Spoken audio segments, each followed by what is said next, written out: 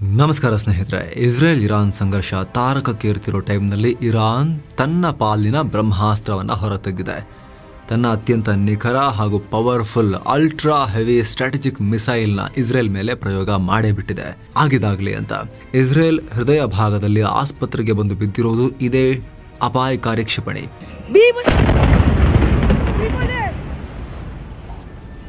ಹಾಗಿದ್ರೆ ಏನಿದು ಸೆಜಿಲ್ 2 missile?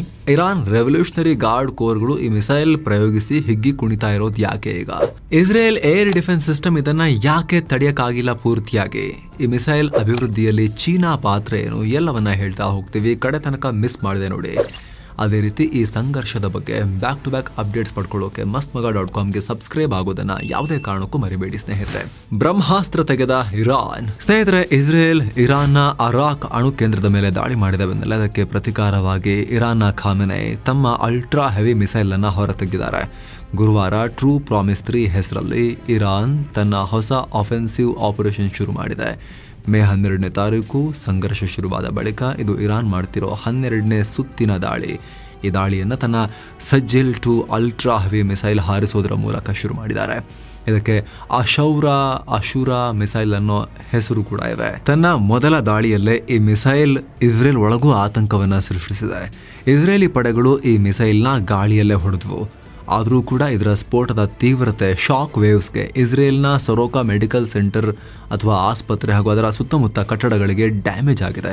Shock ವೇವ್ಗೆನೆ ಅದಿರು ಹೋಗಿದಾವೆ ಬಿಲ್ಡಿಂಗ್ಗಳು. ಸೆಜಿಲ್ ಮಿಸೈಲ್ನ ಒಂದು ತುಂಡು ಬಂದು ಈ ಆಸ್ಪತ್ರೆ ಮೇಲೆ ಬಿದ್ದೆ 30ಕ್ಕೂ ಅಧಿಕ ಇಸ್ರೇಲಿ ಜನರನ್ನ ಗಾಯಗೊಳಿಸಿದೆ. ಒಂದಷ್ಟು ತುಣುಕುಗಳು ಕಾರ್ಗಳನ್ನ ಧ್ವಂಸ ಮಾಡಿವೆ. ಸೊ ಆಕಾಶದಲ್ಲಿ ಮಿಸೈಲ್ನ ಹೊಡೆದ್ರೂ ಕೂಡ ಅದರ ತುಂಡುಗಳು ಬಂದು ಇಸ್ರೇಲ್ ಅನ್ನ ಅಲ್ಲಾಡಿಸಿವೆ. ಇಸ್ರೇಲ್ ಮಿಲಿಟರಿ ನೆಲೆ ಟಾರ್ಗೆಟ್. ಅಸಲಿಗೆ ಈ ಮಿಸೈಲ್ ಟಾರ್ಗೆಟ್ ಮಾಡಿದ್ದೇ ಬೇರೆ ಪ್ರದೇಶವನ್ನ. ಇಸ್ರೇಲ್ ಅಣ್ವಸ್ತ್ರ ತಯಾರಿಕೆಗೆ ಬೇಕಾದ ಕಾಂಪೊನೆಂಟ್ ಸ್ಪೆಷಲೈಸ್ಡ್ ಎಕ್ವಿಪ್ಮೆಂಟ್ಗಳನ್ನು ಇಟ್ಕೊಂಡಿದ್ದ ಮಿಲಿಟರಿ ಸೈಟ್ಗೆ ಇರಾನ್ ಮುಹೂರ್ತ ಇಟ್ಟಿತ್ತು. ಒಂದಷ್ಟು ರಿಪೋರ್ಟ್ಗಳು ಮೊಸಾದ್ ಕಚೇರಿಗಳು, ಇಸ್ರೇಲ್ ವಾಯುಸೇನಾ ನೆಲೆಗಳು, ಸೀಕ್ರೆಟ್ ಇಂಟೆಲಿಜೆನ್ಸ್ ಕೇಂದ್ರಗಳನ್ನು ಕೂಡ ಈ ಮಿಸೈಲ್ ಮೂಲಕ ಟಾರ್ಗೆಟ್ ಮಾಡಲಾಗಿತ್ತು ಅಂತ ಹೇಳ್ತವೆ. ಆದರೆ ಇಸ್ರೇಲ್ ಯಶಸ್ವಿಯಾಗಿ 23 ಟನ್ ತೂಕದ ಈ ದೈತ್ಯ ರಣಭಾರದ ಮಿಸೈಲ್ ಅನ್ನ ಬ್ಲಾಕ್ ಮಾಡುವಲ್ಲಿ ಯಶಸ್ವಿಯಾಗಿದೆ. ಆದರೂ ಆ ಮಿಸೈಲ್ ಕೊಲ್ಯಾಟ್ರಲ್ ಡ್ಯಾಮೇಜ್ ಮಾಡುವಲ್ಲೂ ಯಶಸ್ವಿಯಾಗಿದೆ. ಆಕಾಶದಲ್ಲೇ ತಡೆದರೂ ಕೂಡ ಅದರ ತುಂಡುಗಳೇ ಬಂದು ಭಾರಿ ಅನಾಹುತವನ್ನು ಸೃಷ್ಟಿ ಮಾಡಿವೆ. ಸೊ ಈ ಅತ್ಯಂತ ಅಪಾಯಕಾರಿ ಇರಾನ್ ಮಿಸೈಲ್ ಬಗ್ಗೆ ಕ್ವಿಕ್ ಆಗಿ ನೋಡ್ತಾ ಹೋಗೋಣ. ಕಡೆ ತನಕ ಮಿಸ್ ಮಾಡಿದೆ ನೋಡಿ. ಯುರೋಪ್ ತಲುಪುವ ಮಿಸೈಲ್, ಅಮೆರಿಕ ಸೇನಾ ನೆಲೆಗಳಿಗೂ ಆಪತ್ತು. ಎಸ್ ಸ್ನೇಹಿತರೆ, ಸೆಜಿಲ್ 2 ಹೆಸರಿಗೆ ಮಾತ್ರ 2000 ಕಿಲೋಮೀಟರ್ ರೇಂಜ್ ಇರೋ medium range ballistic missile MRBM. ಆದರೆ ಇದು ಖಂಡಾಂತರ ಕ್ಷಿಪಣಿ. ಕಡಿಮೆ ತೂಕದ ಸ್ಫೋಟಕ ಹೊತ್ಕೊಂಡು ಹೋದರೆ 2500 ಕಿಲೋಮೀಟರ್ ವರೆಗೂ ತಲುಪೋ ಲಾಂಗ್ ರೇಂಜ್ ಕೇಪಬಿಲಿಟಿಯನ್ನು ಪಡ್ಕೊಂಡ್ಬಿಡುತ್ತೆ ಅಂತ ಇರಾನೇ ಹೇಳ್ಕೊಂಡಿದೆ. ಸೊ ಇಡೀ ಮಿಡಲ್ ಈಸ್ಟ್ ಹಾಗೂ ಯುರೋಪ್ನ ಒಂದಷ್ಟು ಭಾಗಗಳನ್ನು ಕೂಡ ಕವರ್ ಮಾಡುತ್ತೆ. ಇಡೀ ಮಿಡಲ್ ಈಸ್ಟ್ ಮತ್ತು ಪಶ್ಚಿಮ ಏಷ್ಯಾದಲ್ಲಿರೋ ಎಲ್ಲ ಅಮೆರಿಕನ್ ನೆಲೆಗಳು, ಸೇನಾ ನೆಲೆಗಳು ಈ ಮಿಸೈಲ್ ರೇಂಜ್ನಲ್ಲಿ ಬರ್ತವೆ. ಒಂದು ವೇಳೆ ಈ ಎರಡೂ ದೇಶ ಎಸ್ಕಲೇಷನ್ ಲ್ಯಾಡರ್ ಏರ್ತಾ ಅಮೆರಿಕ ಎಂಟ್ರಿ ಕೊಟ್ಟರಂತೂ ಈ ಮಿಸೈಲ್ನಿಂದ ಏಟು ತಿನ್ನೋ ಎಲ್ಲ ಸಾಧ್ಯತೆ ಇದೆ. ಇದೇ ಕಾರಣಕ್ಕೆ ಅಮೆರಿಕ ನೇರವಾಗಿ ಯುದ್ಧಕ್ಕೆ ಬರೋಕೆ ಮೀನಾಮೇಷ ಎಣಿಸ್ತಾ ಇದೆ. ಇರಾನ್ ಸೆಜಿಲ್ ಸೀರೀಸ್ ಮಿಸೈಲ್ಗಳನ್ನು 2009ರಿಂದ ಇದುವರೆಗೆ ಹಲವು ಬಾರಿ ಹಿಂದೂ ಮಹಾಸಾಗರಕ್ಕೆ ಹಾರಿಸಿ ಪರೀಕ್ಷೆ ಮಾಡಿಕೊಂಡಿತ್ತು. ಪ್ರತಿ ಟೆಸ್ಟ್ನಲ್ಲೂ ಇದಕ್ಕೆ ಹೊಸ ಗೈಡೆನ್ಸ್ ಮತ್ತು ನ್ಯಾವಿಗೇಷನ್ ಸಿಸ್ಟಮ್ ಅನ್ನು ಸೇರಿಸಿ ಅದರ ಆಕ್ಯುರಸಿ ಮತ್ತು ರೇಂಜನ್ನು ಜಾಸ್ತಿ ಮಾಡ್ಕೊಳ್ತಾ ಬಂದಿತ್ತು. ಜೊತೆಗೆ ಈಗ ಬರೋಬ್ಬರಿ 700 kgಯಷ್ಟು ಸ್ಫೋಟಕವನ್ನು ಹೊತ್ತುಕೊಂಡು ಹೋಗೋ ಸಾಮರ್ಥ್ಯಕ್ಕೆ ಸೆಜಿಲ್ ಅನ್ನು ಅಪ್ಗ್ರೇಡ್ ಮಾಡಿಕೊಂಡಿದೆ. ಅಣ್ವಸ್ತ್ರ ಇಲ್ಲದೆ ಇದ್ರೂ ಕೂಡ ಅಣ್ವಸ್ತ್ರ ಹೊತ್ಕೊಂಡು ಹೋಗೋ ಸಾಮರ್ಥ್ಯವನ್ನ ಅಡ್ವಾನ್ಸ್ಡ್ ಆಗಿ ಇದರಲ್ಲಿ ಸೇರಿಸಿದೆ. ಅಲ್ಲಿಗೆ ಫ್ಯೂಚರ್ನಲ್ಲಿ ಅಣ್ವಸ್ತ್ರ ಸಾಗಿಸೋಕೆ ವೆಹಿಕಲ್ ಬೇಕಲ್ಲ, ಅದರ ಮುಂದಾಲೋಚನೆಯಲ್ಲೇ ಈ ಸೆಜಿಲ್ ಮೇಲೆ ಕೆಲಸ ಮಾಡಿದೆ ಇರಾನ್. ಇನ್ನು ಸ್ನೇಹಿತರೆ, ವರದಿಯಲ್ಲಿ ಮುಂದುವರಿಯೋ ಮುನ್ನ ಕಾಶಿ ಅಯೋಧ್ಯೆಗೆ 7 ಸ್ಯಾಂಡ್ಸ್ ಟೂರಿಸಂ ಕಂಪನಿ ಮತ್ತೊಂದು ಟ್ರಿಪ್ ಆಯೋಜನೆ ಮಾಡಿದೆ.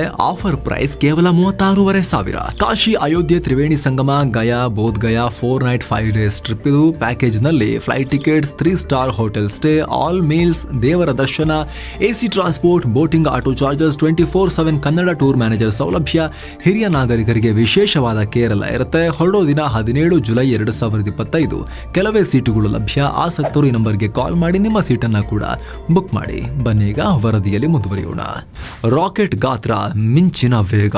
ಇರಾನ್ ಡೆವಲಪ್ ಮಾಡೋ ಆಯುಧಗಳ ಮೇಲೆ ಅಮೆರಿಕ ಯಾವಾಗಲೂ ಒಂದು ಕಣ್ಣಿಟ್ಟಿರುತ್ತೆ. ಅದರಂತೆ ಅಮೆರಿಕದ centre for strategic and international studies ಅಥವಾ CSIS ಪ್ರಕಾರ ಈ ಮಿಸೈಲ್ ಬರೋಬ್ಬರಿ 18 ಮೀಟರ್ ಉದ್ದ,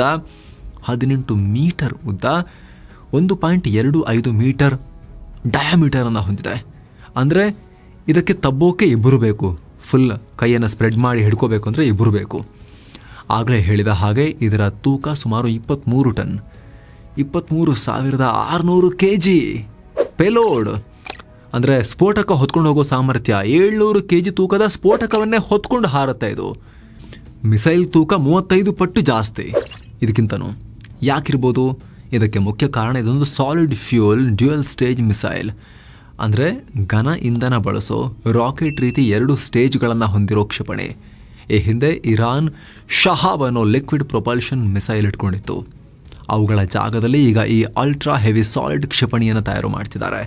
ಮಿಸೈಲ್ನ 2 ಸ್ಟೇಜ್ಗಳ ಪೈಕಿ ಒಂದು ಲಾಂಚ್ ಮಾಡೋಕೆ, ಇನ್ನೊಂದು ಫೈರ್ ಮಾಡೋಕೆ. 2 ಸ್ಟೇಜ್ನಲ್ಲೂ ಘನ ಇಂಧನ ಯೂಸ್ ಮಾಡಲಾಗುತ್ತೆ, ಸಾಲಿಡ್ ಫ್ಯೂಯಲ್. ಹಾಗಾಗಿ ಇಂಜಿನ್ ಕೂಡ ಸಾಲಿಡ್ ಪ್ರೊಪಲ್ಷನ್ ಇಂಜಿನ್.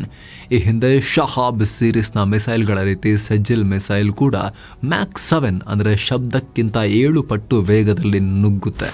ಸದ್ದಿಲ್ಲದೆ ಸಪೋರ್ಟ್ ಮಾಡ್ತು ಚೀನಾ. 90ರ ದಶಕದಲ್ಲಿ ಇರಾನ್ ಝೆಲ್ಜಾಲ್ ಅನ್ನೋ ಆಯುಧವನ್ನು ಅಪ್ಗ್ರೇಡ್ ಮಾಡೋಕೆ ಪ್ರಾಜೆಕ್ಟ್ ಶುರು ಮಾಡಿತ್ತು. ಅದರ ಫಲವೇ ಈ ಸೆಜ್ಜಿಲ್ ಮಿಸೈಲ್ಗಳು. ಈ ಪ್ರಾಜೆಕ್ಟ್ಗೆ ಸಪೋರ್ಟ್ ಕೊಟ್ಟಿದ್ದು ನನ್ ಅದರ್ ದನ್ ಚೈನಾ. ಅದುವರೆಗೆ ಇರಾನ್ ಬಳಿ ಸಾಲಿಡ್ ಫ್ಯೂಯಲ್ ಮಿಸೈಲ್ ಇರಲಿಲ್ಲ. ಇವುಗಳ ಅಡ್ವಾಂಟೇಜ್ ಏನು ಗೊತ್ತಾ? ಲಿಕ್ವಿಡ್ ಫ್ಯೂಯಲ್ ಮಿಸೈಲ್ಗಳನ್ನು ಖಾಲಿ ಇಟ್ಟಿರ್ತಾರೆ, ಬೇಕಾದಾಗ ಇಂಧನ ತುಂಬಿ ಲಾಂಚ್ ಮಾಡಬೇಕು. ಆದರೆ ಸಾಲಿಡ್ ಫ್ಯೂಯಲ್ ಮಿಸೈಲ್ಗಳನ್ನು ರೆಡಿ ಮಾಡಿಟ್ಕೊಂಡು ಬೇಕಾದಾಗ ಹಾರಿಸ್ಬೋದು. ಜೊತೆಗೆ ಇವುಗಳನ್ನು ಒಂದು ಕಡೆಯಿಂದ ಮತ್ತೊಂದು ಕಡೆಗೆ ಈಸಿಯಾಗಿ ರೋಡ್ ಮೂಲಕವೂ ಟ್ರಾನ್ಸ್ಪೋರ್ಟ್ ಮಾಡ್ಬೋದು. ಜೊತೆಗೆ ಒಂದಷ್ಟು ರಿಪೋರ್ಟ್ಸ್ ಪ್ರಕಾರ ಇರಾನ್ ಸೆಜ್ಜಿಲ್ ಸೀರೀಸ್ನ 3ನೇ ಮಿಸೈಲ್ನ ಕೂಡ ಡೆವಲಪ್ ಮಾಡ್ತಾ ಇದೆ.